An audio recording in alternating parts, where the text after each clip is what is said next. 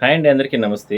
చంద్రగ్రహణం సందర్భంగా తిరుమల ఆలయం మూసివేయడం జరిగింది. దాదాపుగా 10 గంటల అనంతరం ఆలయాన్ని ఓపెన్ చేశారు. స్వామివారి దర్శనం కోసం ఎంతోమంది భక్తులు వేచి ఉంటారు. మరి చనకాల దర్శనం కోసం ఎంతోమంది భక్తులు ఉంటారు కాబట్టి వాళ్ళకందరికీ కూడా దర్శన భాగ్యం ప్రారంభమైంది. అయితే అదే విధంగానే జిల్లాలో చాలా ప్రాంతాల్లో కూడా ఆలయాలు ఇవాళన్నీ కూడా చంద్రగ్రహణం సందర్భంగా మూసివేయడం జరిగింది. ఇట్లా కాణిపాకం వరసిద్ధి వినాయక స్వామి ఆలయం కావచ్చు, చిత్తూరు జిల్లాలో చాలా ప్రాంతాల్లో ఆలయాలన్నీ కూడా మూసివేశారు. సో, మొత్తం మీద మనం చూడొచ్చు తిరుమలకు సంబంధించి ఆలయంతో పాటు ఇట్లా మిగిలిన ఆలయాలన్నీ కూడా కాసేపటి క్రితమే ఓపెన్ చేసి అక్కడ స్థానికంగా ఉన్నటువంటి భక్తులకు అవకాశం కల్పించడంతో పాటు కైంకర్యాలు ఇవన్నీ కూడా ఏర్పాట్లు చేయడం జరిగింది.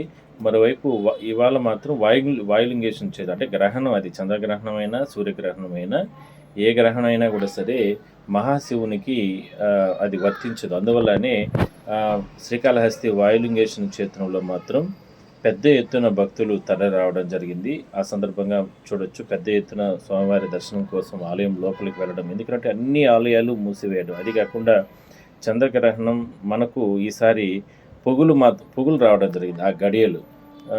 కాబట్టి ముందు అంటే గ్రహణం ముందు 4-5 గంటలు, దాని తర్వాత 2-3 గంటలు ఆలయాలు మూసివేస్తారు ఆ మద్యం సందర్భంగా. దాని తర్వాతనే ఓపెన్ చేస్తారు. కానీ చూడొచ్చు శ్రీకాళహస్తి ఆలయంలో మాత్రం భక్తుల రద్దీ కావచ్చు, అక్కడ ఏర్పాట్లు కానీ అదేవిధంగానే పెద్ద ఎత్తున భక్తుల తాకిడి కూడా కొనసాగుతుందని మనం చెప్పొచ్చు.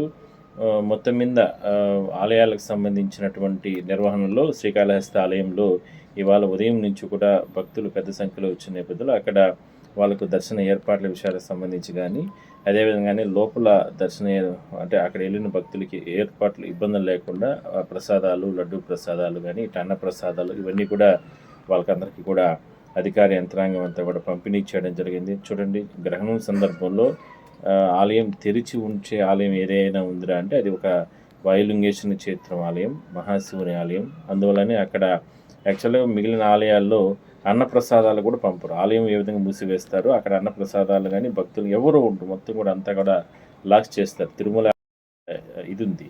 సో సో అలాంటి నిబంధనలు ఉంటాయి కాబట్టి ఆ రకంగా కొనసాగిస్తారు. ఇక్కడ శ్రీకాళహస్తి ఆలయంలో మాత్రం అలాంటి నిబంధన అనేది ఏది ఉండదు.